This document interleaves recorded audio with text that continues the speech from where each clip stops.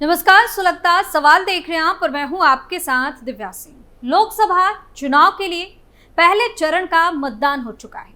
21 राज्यों में 102 लोकसभा सीटों के लिए लोगों ने मतदान किया। अब 26 अप्रैल को दूसरे चरण का मतदान किया जाना है। इस बीच पश्चिम बंगाल की मुख्यमंत्री ममता बनर्जी पूरी तरह से बौखलाई हुई नजर आ रही है।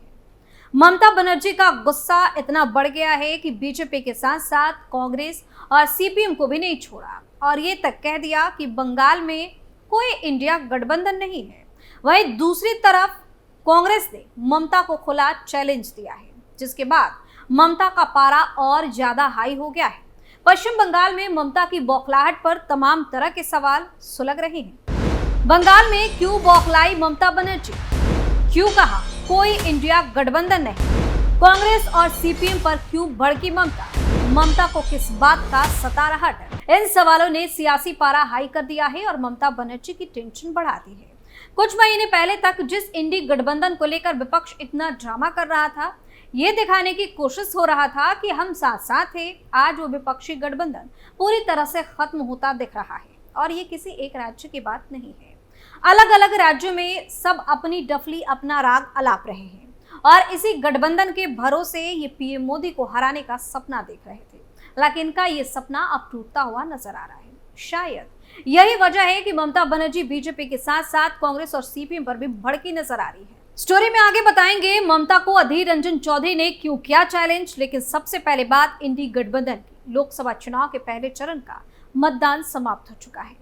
अगले 2 चरणों में उत्तर बंगाल के कई जिलों में भी मतदान होना है। 26 अप्रैल को दार्जिलिंग, बालूरघाट, रायगंज में वोटिंग होनी है। 7 मई को मालदा उत्तर, मालदा दक्षिण में मतदान है। इस बीच तृणमूल सुप्रीमो ममता बनर्जी चुनाव प्रचार के लिए मालदा पहुंची थी। मालदा में सभा करते हुए ममता बनर्जी ने कांग्रेस, बीजेपी और माकपा पर एक साथ निशाना साधा। उन्होंने Congress, CPM, BJP bye bye करार देते हुए कहा कि वे एक साथ मिलकर लड़ रहे हैं, हम बीजेपी से अकेले लड़ रहे हैं। उन्होंने कहा कि यहाँ से बीजेपी जीती थी, कांग्रेस जीती थी, उसने कभी बंगाल के लिए काम नहीं किया है, बंगाल के लिए कभी बात नहीं की है। उन्होंने कहा कि दिल्ली में उन लोगों की सरकार बनेगी, टीएमसी इंडिया गठबंधन का समर्थन करेगी। इंडिया गठबंधन राष्ट्रीय स्तर पर है, बंगाल स्तर पर इंडिया गठबंधन नहीं है। इंडिया गठबंधन मेरे द्वारा बनाया गया था। याद रखें, सीपीएम कांग्रेस को एक भी वोट ना दे, ये बीजेपी का खेल है। उन्होंने कहा कि उनकी नीति कांग्रेस के नाम पर वोट काटने की है ताकि बीजेपी को ज्यादा वोट मिल जाए। सीपीएम के नाम पर भी वोट करेंगे तो बीजेपी को फायदा होगा। अगर वे पूरे भारत में जहां हम नहीं लड़ रहे हैं वहां लड़े तो मुझे कोई आपत्ति नहीं है। ममता ने कहा कि हमें विश्वास करना होगा कि हम कहां लड़ रहे हैं। हमारे सांसद ने संसद में लड़ाई लड़ी, महुआ मोइत्रा को निष्कासित कर दिया गया। हमारे सांसद गरीबों को लेकर दिल्ली गए, वहां अभिषेक बनर्जी के साथ दुर्व्यवहार किया गया, लेकिन इसके बावजूद भी वह नहीं रुके। ममता ने कहा कि हमारे पास कई आदिवासी नेता हैं। प्रकाश चिक बड़ाइक हमारे राज्यसभा सांसद हैं, फिर भी इस बार वह अलीपुर द्वार से खड़े हैं और जीत हासिल करेंगे। ममता ने कहा कि प्रवासी श्रमिक भी वोट देंगे ताकि आपका नाम नहीं काट दिया जाए। मैं वादा करती हूँ यहाँ सीए एनआरसी को अनुमति नहीं दी जाएगी। अगर ऐसा हुआ तो हर कोई अपनी पहचान और नागरिकता खो देगा। उन्हें मछली, मांस और अंडे खाने की अनुमति नहीं मिलेगी। कौन क्या खाएगा ये उनका अपना काम है, आप क्यों हस्तक्षेप करते हैं?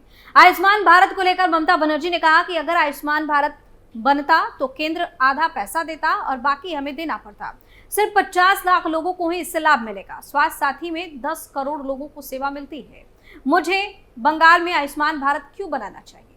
100 दिनों के काम के बारे में ममता ने कहा कि उन्होंने 100 दिनों के काम के लिए भुगतान नहीं किया, लेकिन बंगाल भीख नहीं मांगेगा। हमें जितने अधिक सांसद मिलेंगे हम उतना ही अधिक दिल्ली से काम करवा सकेंगे। बंगाल को वह मिलेगा जिसका वो हकदार है। हमें प्रोजेक्ट लॉन्च किया है कर्मश्री, इसके जरिए जॉब कार्ड धारकों को 50 दिन काम की गारंटी दी जा रही है।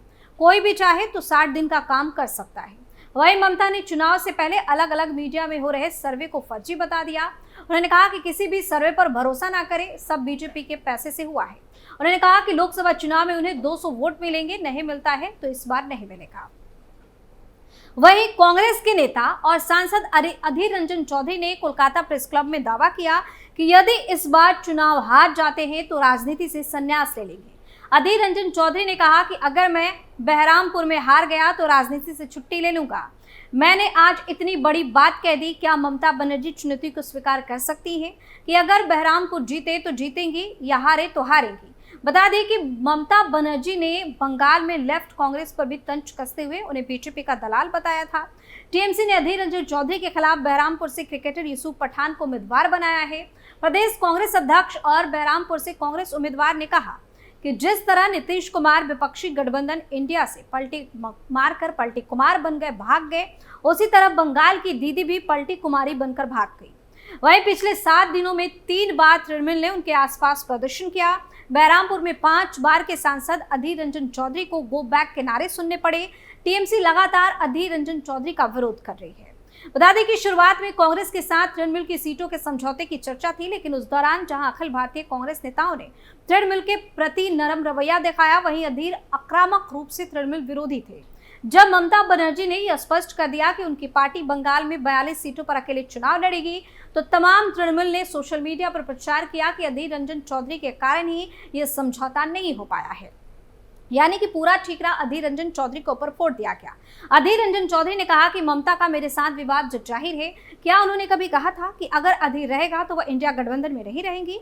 उनके शब्दों में बीजेपी ने कई लीपापोती के बाद डायमंड हार्बर में ऐसा उम्मीदवार दिया है क्योंकि आपसी समझौता है ताकि टीएमसी नेता को तकलीफ ना हो।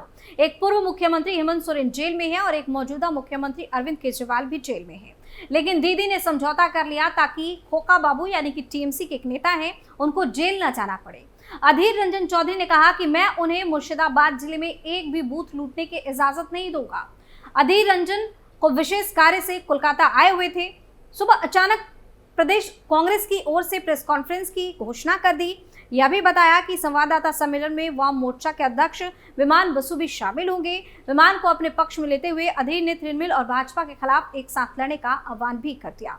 अब वहीं पश्चिम बंगाल की बहरामपुर लोकसभा सीट से चुनाव लड़ रहे भारत के पूर्व क्रिकेटर और टीएमसी के उम्मीदवार यूसुफ पठान ने लोकसभा चुनाव के लिए अपने प्रचार के लिए जोरों शोरों से तैयारी शुरू कर दी है, लग गए हैं। मीडिया से बातचीत के दौरान उन पर बाहरी होने की बात कही गई, जिस पर उन्होंने पीएम मोदी का उदाहरण दिया, उनका जिक्र किया और कहा कि वह भी गुजरात के होकर उत्तर प्रदेश की वाराणसी से चुनाव लड़ रहे हैं। लोकसभा चुनाव में पश्चिम बंगाल की मुर्शिदाबाद जिले के बहरामपुर लोकसभा सीट पर यूसुफ पठान कांग्रेस के नेता अधीर रंजन चौधरी के खिलाफ चुनाव लड़ रहे हैं। उन्होंने कहा कि यहाँ राजनीति में बने रहने और शहर के लोगों से जुड़े रहने के लिए है, जिन्होंने पहले ही उन्हें अपने में से एक रूप में स्वीकार कर लिया है। यूसुफ ने बहरामपुर को अपना घर कहा, साथ ही कहा कि वह काफी ज्यादा भाग्यशाली है कि वह एक ऐसी जगह पर आए जहां लोगों ने उन्हें दिल से अपनाया है और कहते हैं कि हम आपको यहां से नहीं जाने देंगे। इतना ही नहीं, कांग्रेस नेता अधीर रंजन चौधरी की बात करते हुए यूसुफ ने कहा कि मैं अधीर रंजन चौधरी का बहुत सम्मान करता हूं, जो एक वरिष्ठ नेता है, लेकिन लोगों से बात करता हूं तो लोगों की आवाज में मुझे कोविड के दौरान के उनके अनुपस्थिति, उनकी गैर मौजूदगी के बारे में असंतोष सुनाई देता है। लोगों ने अधीर रंजन चौधरी के खिलाफ आरोप लगाया कि चौधरी बुनियादी ढांचे और रोजगार के अवसर पैदा करने के लिए आवश्यक केंद्रीय अनुदान लाने में फेल रहे हैं। इनके अलावा लोगों का कहना है कि उन्होंने लोगों के लिए पर्याप्त काम किया है। यूसुफ ने बताया कि जब पार्टी ने उनका नाम उम्मीदवार के तौर पर घोषित किया तो वो इस बात को लेकर काफी कंफ्यूज थे। बाद में जब उन्होंने अपने करीबी लोगों से बात की तो उन्हें लगा कि आज तक लोगों ने उन्हें जितना प्यार और सम्मान दिया है, अब उसे लौटाने का अवसर मिल रहा है।